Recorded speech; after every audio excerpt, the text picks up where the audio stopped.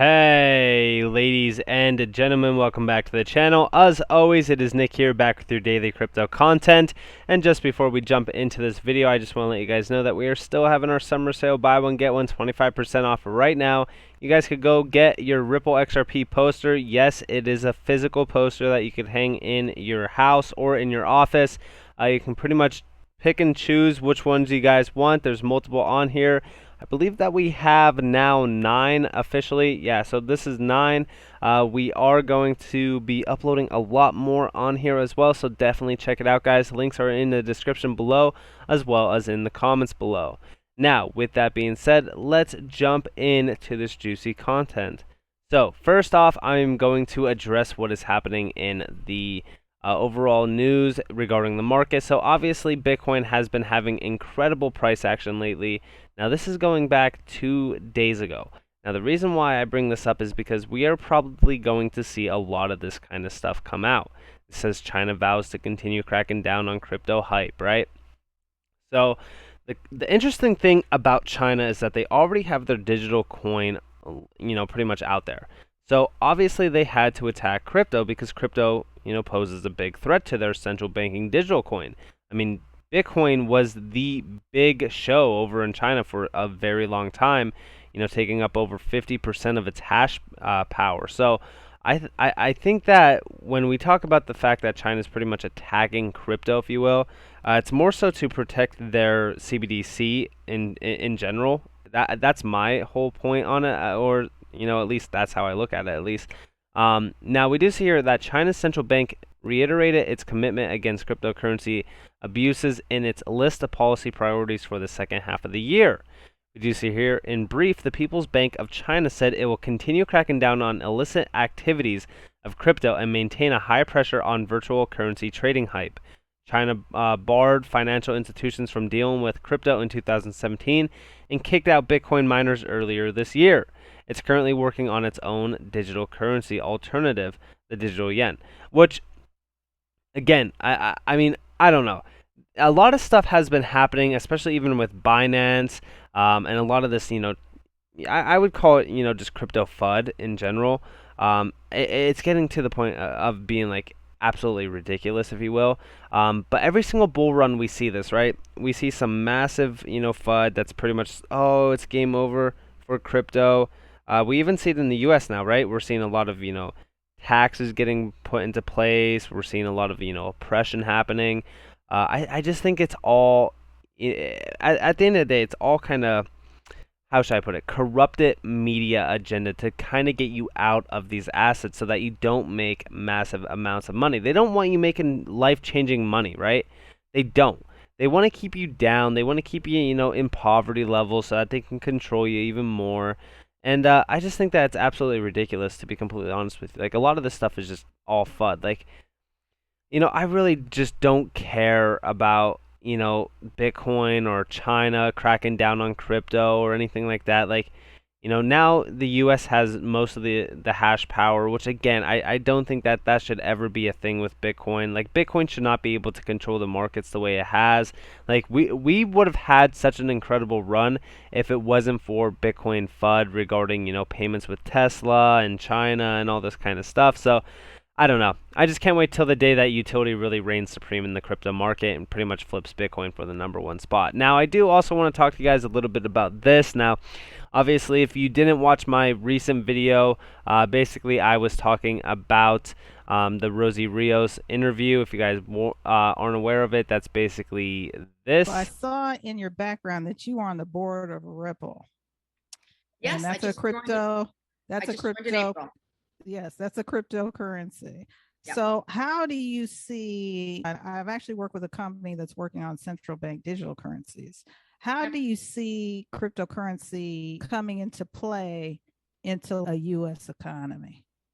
Yeah, first of all, it's already in play in the US. So, the interesting thing about anything that's innovative, like digital currency, like crypto, is that it usually leads, it doesn't follow, right? Government is the one that usually follows, not leads. And so the utility of how crypto is being applied is very different, right? For some people, whether it's Bitcoin or Ethereum, it's really more of a store of value. It's more of a commodity. For XRP, which is Ripple's crypto, it's the reason why I chose to join this board is it's the only one that really has an applied use, right? So it facilitates cross-border payments. And so it serves a very kind of practical function. It's used by financial institutions around the world. And so I see it as a great way to think about the next, the evolution of money. Right. But in this case, again, how do we have something that isn't just a market value? It actually serves its purpose. And again, in this case, for those cross-border payments, it's made a huge difference in that world.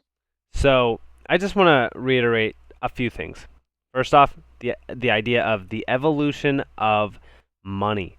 Guys, I really can't, I know that I went over this a little bit in one of my past videos, but I really didn't go in depth on it. And the reason why I even want to talk to you guys a little bit about it is I just want you guys to understand how huge Ripple and XRP is actually overall in general of a company and also a cryptocurrency. When we talk about XRP and Ripple, we also have to go back to this, right?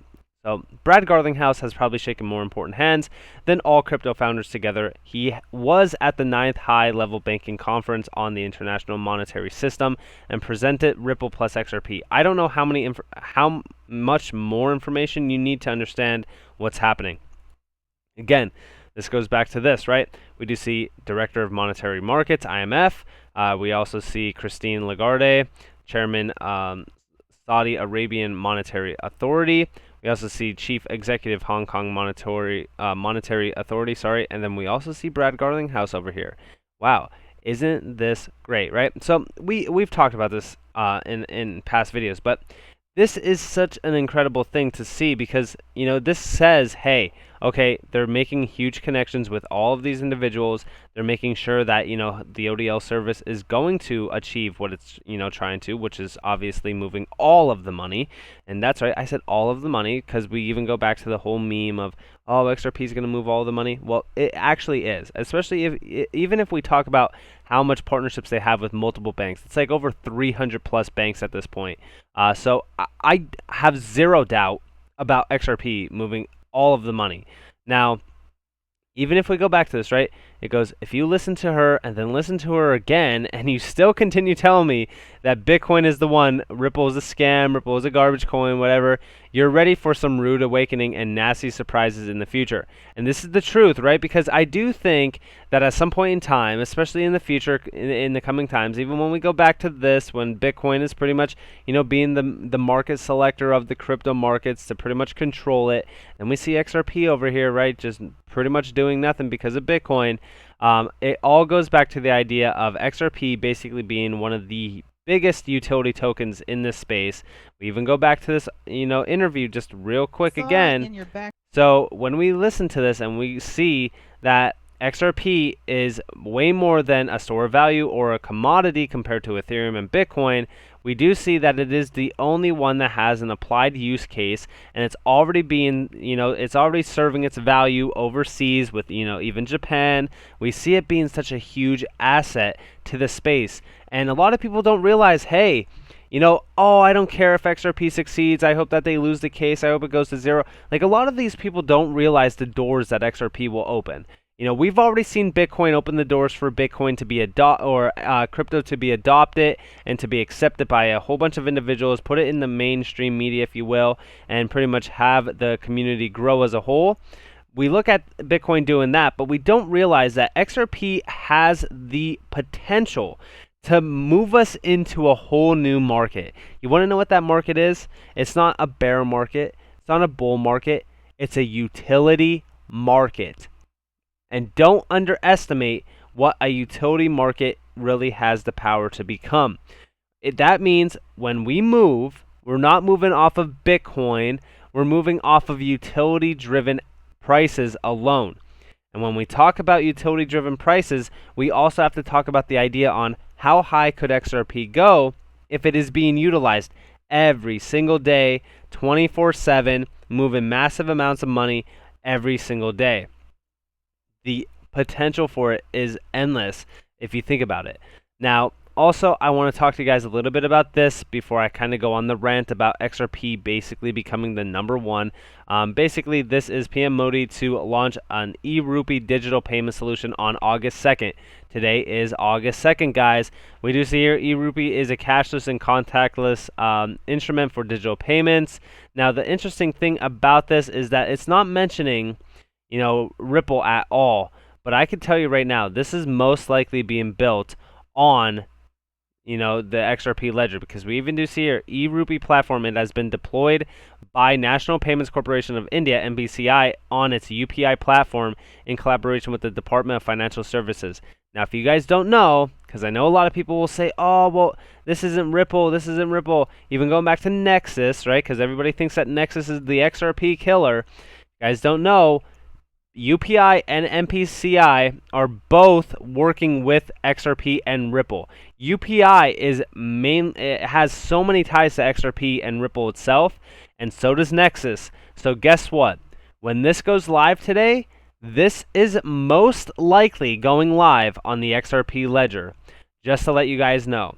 And if you guys, I would not be surprised if there's an announcement by Ripple saying, hey, the e-rupee has launched on the XRP ledger or something like that. I would not be surprised at all. But let's see what actually happens with this. I'm very excited to see what is actually going to go on. Like I said, guys, keep your eyes on the actual prize here, because XRP is going to open the eyes of a lot of individuals in the space that didn't believe in it or wanted it to go to zero so that they could stop hearing about it or whatever. I think that we could see a utility run in the future. I don't think that's going to happen this year. I mean, of course, it depends on utilization of XRP, but that ODL service, man. I know that I mention it so much, but that ODL service is so important to really keep an eye on and learn and study. Guys, do your homework on XRP. I really can't tell you guys that enough, because it's eye-opening with how many connections they have, with how much they really kind of push the ODL service, with how much they're, like, even this, right?